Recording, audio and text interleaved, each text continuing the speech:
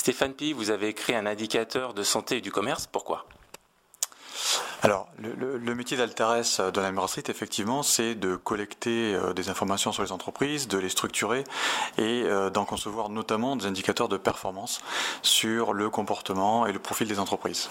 À ce titre, l'indicateur ou un des indicateurs phares qu'on propose aujourd'hui porte justement sur la notion de risque de défaillance d'une entreprise dans les 12 mois qui viennent. Donc on parle bien d'un indicateur qui traduit la santé financière au sens de risque de tomber en inactivité dans les 12 mois qui viennent.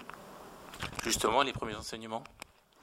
Les premiers enseignements, c'est que quand on porte un regard avec cet indicateur sur le métier du commerce, d'abord ça confirme la tendance générale sur les entreprises qui traduit une grande fragilité qui d'ailleurs, après s'être un peu améliorée après 2009, après la crise de 2009, s'est de nouveau accentuée en fin d'année 2013 et on retrouve d'ailleurs des niveaux de défaillance qu'on a connus en 2009 ou quasiment.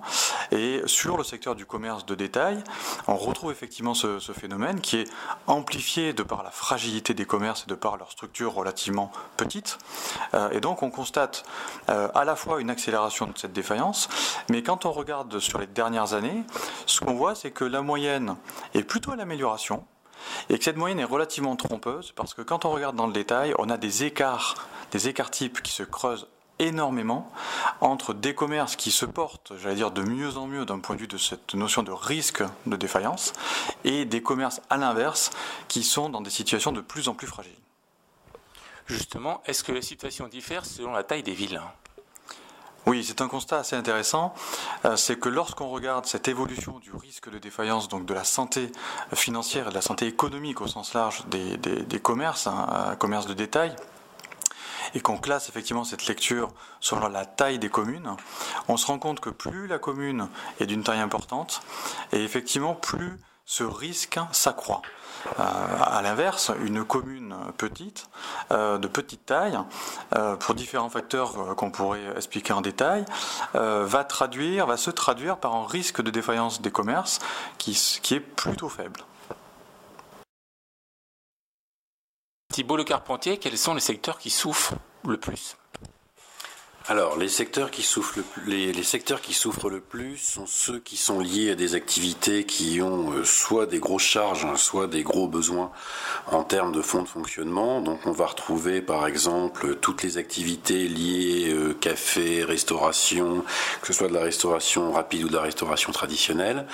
Et puis, on va retrouver de l'autre côté, un gros paquet autour de tout ce qui est bricolage, jardin, quincaillerie, équipement de la maison, etc. Et les secteurs qui souffrent un peu ?